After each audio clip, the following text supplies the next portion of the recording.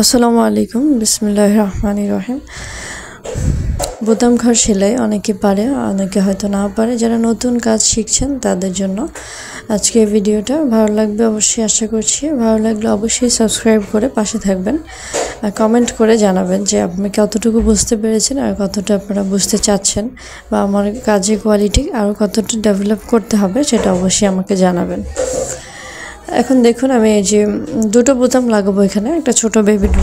দেখুন প্রথমে আমি দাগ দিয়ে নিয়েছি যে দুটো বোতাম কোথায় লাগাবো। 2 ইঞ্চি করে ফাঁক করে আমি বোতামগুলো লাগাবো। সেইখানে একটা বোতাম সেট করে আমি 4 তার সুতা নিয়েছি, মানে চিকন সুতাগুলো 4 তার সুতা দিয়ে আমি 2বার করে 2 ছিদ্রের ভিতর দিয়ে 2বার করে নিয়ে দিব। তারপরে সেলাইটা হয়ে যাবে। দেখুন এভাবে সেলাই করে দুটো বোতাম, এটা সবাই সহজ, এটা সবাই পারবে, এই জন্য আমি ভালো করে দেখালাম না। এই যে তারপর আমি উপরের যে ঘরটা, মানে বোতামের ঘর সেলাই করব, সেখানে দুটো দাগ দিয়ে নিয়েছি, দেখতে পাচ্ছেন। তারপর আমি দাগ বরাবর কাপড়টাকে ভাঁজ করে সামান্য একটু পরিমাণ কেটে নেব, যাতে বোতামটা বের হয় এতটুকু পরিমাণ। এর চেয়ে বেশি কাটা যাবে না, তাহলে বোতাম ঘর অবশ্যই বড় হয়ে যাবে। এটা খেয়াল রেখে খুব সাবধানে ছোট করে একটা কাট দিতে হবে। যদি প্রয়োজন হয় পরবর্তীতে একটু বড় করা যাবে, কিন্তু অবশ্যই বেশি বড় করতে যাবেন না।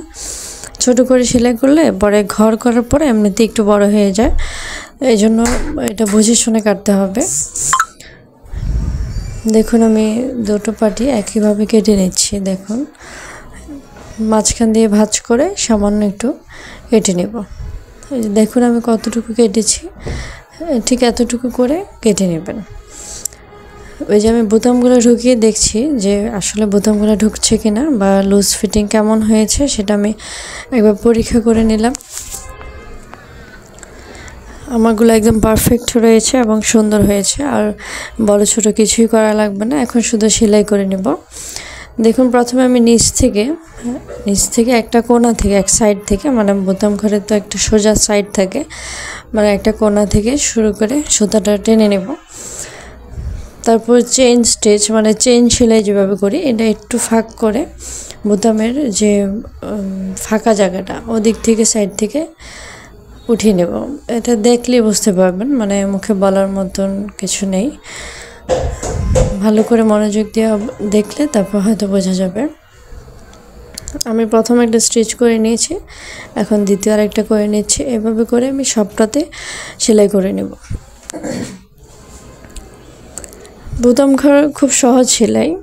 যখন প্রথম কয়েকবার ট্রাই করবেন, যে কোনো মানুষই পারবেন এটা করতে, যারা নতুন রয়েছেন। আর পুরাতন যারা হয়তো আমার থেকেও আরও ভালো কাজ পারেন, তবে আমি নতুনদের জন্য ভিডিওটা বানিয়েছি।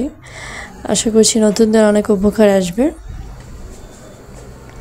এভাবে করে আমি 2টা বোতামই সেলাই করে নেব। আর আপনারা কেমন ভিডিও চাচ্ছেন, কী কী ধরনের ভিডিও চান আমার কাছে অবশ্যই জানাবেন।